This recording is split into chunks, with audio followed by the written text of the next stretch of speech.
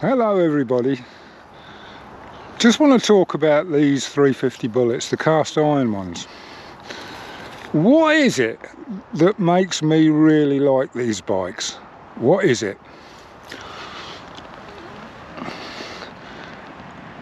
I'll try to explain the best I can, but it's they're a pretty bike to look at, I think. They're all in proportion, you know, and it's, you know, a nice shaped tank and a nice toolboxes, and the gold and black works well with them. But yes, I've got the 500 versions, which is absolutely identical. Same frame, same wheels, same seat, toolboxes, tank, everything. Just the 500. But I go for these. One of the reasons is it's cheaper to tax it than it is for a 500. And the 500s will give you a bit more oomph. But they do use a bit more petrol. A little bit, not much. It's supremely comfortable to sit on.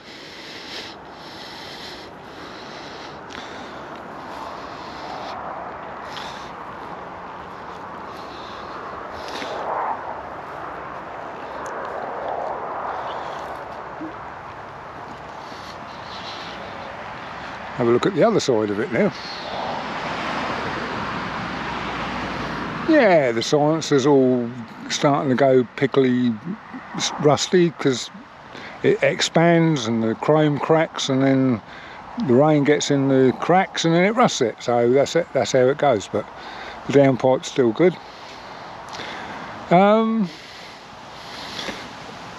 You've got to ask yourself the question, why the Royal Enfield Bullet was in production for so long. I mean, the Indians made this from 1952 to 2008, and we made them from 1932 onwards. So that they are the longest model in production in the world, ever. And you've got to ask yourself the question, why? If they weren't good, they wouldn't have sold them, and they'd stop making them, wouldn't they?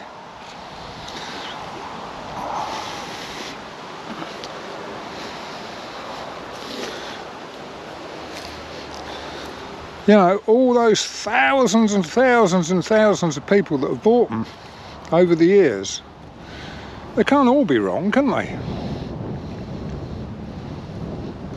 I mean, the brakes are adequate. It's got twin leading shoe. I mean, the earlier ones had half width hubs and single leading shoe and a half width hub on the back. I think for styling it takes some beating. It's a pretty bike, I think. You might disagree and think, oh, it's an old relic, you know, ooh, not what I want. But it's so easy to work on. You know, if you want to take the head off, take those 2 bolts out there, take the carb off, 2 bolts, take the rocker covers off, 4 bolts, then you've got the head bolts and you can just lift the head.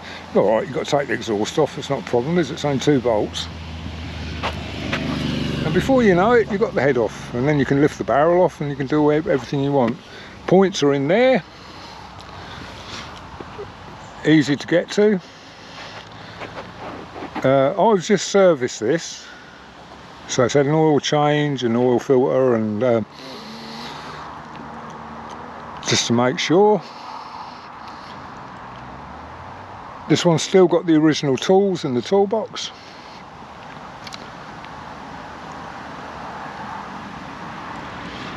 Yes, the finish isn't as good as the later ones. You know, the like the classic 350s and stuff like that. You've got to keep on top of the rims because they will rust. And it looks like this one's rusty, but it's not really. It's just stuff that's been thrown off the chain. It all polishes up.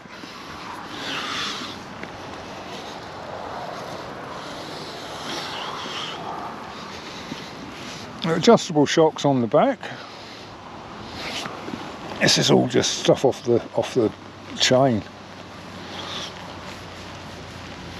Yeah, I'll try and keep this one nice because it was nice when I bought it, but I've got the other one I can just use and use and use, which I have done. But these are my go-to bikes. These are the bikes that I think, oh, I'll take that. You know, and I've got a choice of, you know, 650 Interceptor, I've got the 700 Meteor, I've got 3 Interceptors, 750s. Got the Meteor Minor. No, I've got 2 of those, haven't I? I don't know what I have got. But I go on for these. I jump on these every time. They're a nice bike to ride. This one's hasn't done many miles. Yeah, look, it looks like it's doing 30 miles an hour when it's standing still. That does free off when you get using it a little bit more. 6,250 miles. The tyres are the factory original Avons. As you can see, there's hardly any wear in those at all. They're kind on tyres, they're kind on chains, they're kind on everything really.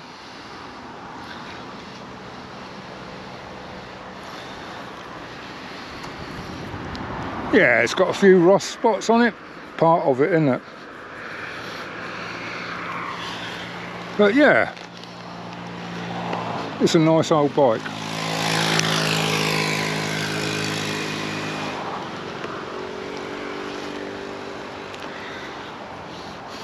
So they're the reasons really why I like these.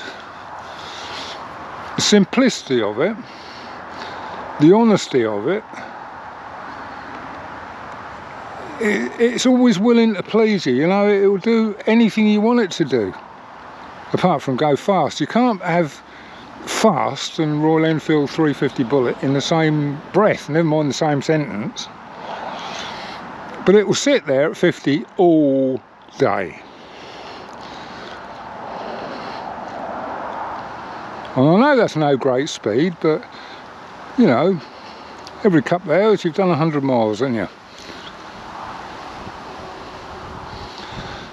Fuel consumption is about 70 to 80 to the gallon. They're not incredibly economical, but I mean, there's such low output. 18 horsepower is not very much, is it? I said to a bloke, he was admiring it, and he said, how many horsepower is that engine then? Is that 500? I said, no, it's 350. I said, it's 18 horsepower. 18 horsepower? He said, I've got my lawnmower, my ride-on lawnmower's got more than that. I think that's 24. And I said, oh, well, there you go then. Perhaps I should be travelling about on a lawnmower.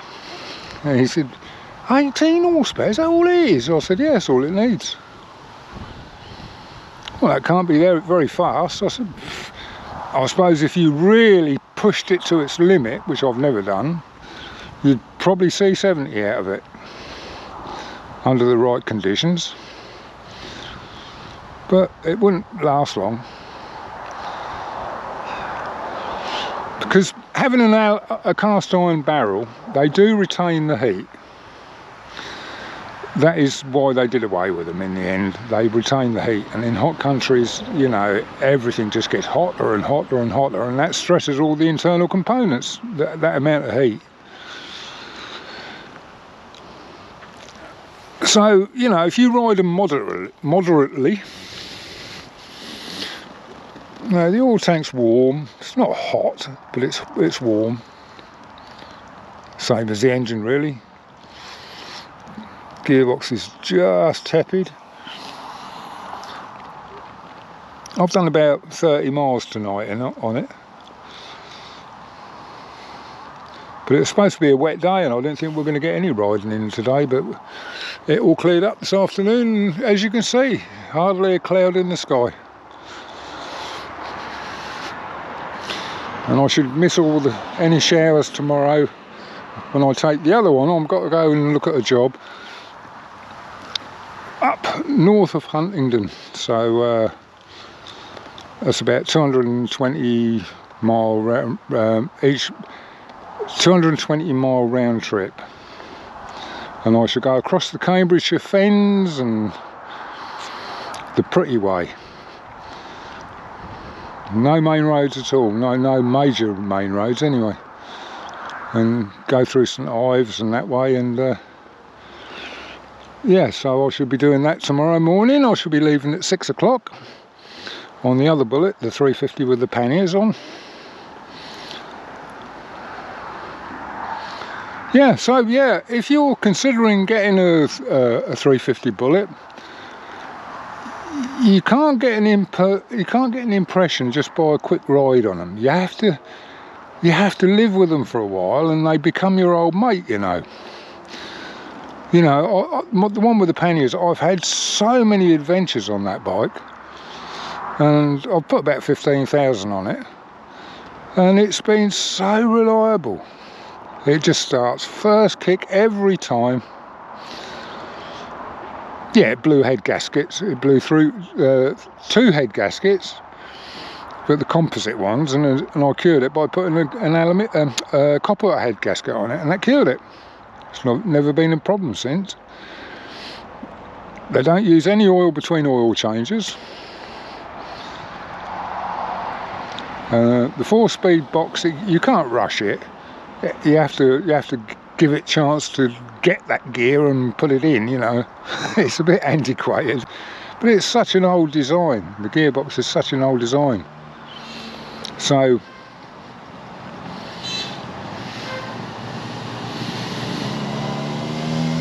the whiz-bang kids, yeah, the clutch, no, the clutch has never given me any trouble on any of them. You know, once they're set up, they're set up. Handling's good. You can chuck them about into bends.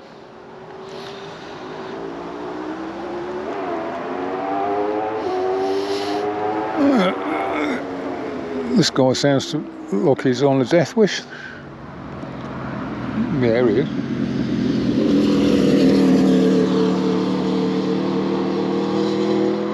Yes, my days of that are gone. I've survived all that. I've done it all. I've had some fast old bikes back in my day, but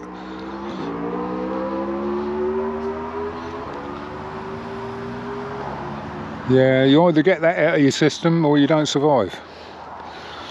As simple as that. Right, well there you go then. That's just my sort of little, I don't know, not a review really, just telling you more about them so that you know a bit more about them before you buy one, if you do buy one. I mean, most people will go for the 500 because it has got a few more horsepower and a bit more torque. I can't blame you for that. But I do like the 350s. They're just they run a bit smoother than the 500s, just a little bit, not a lot, but they are smooth anyway. You got to ride them within their limits. I mean, like I say, 50, 55 is their sweet spot. They'll go faster, but they'll let you know that they're not really happy doing it. And you know, it's only got a floating bush big end which will last thousands of miles, but it's you know, a floating bush big end is fine for low powered bikes.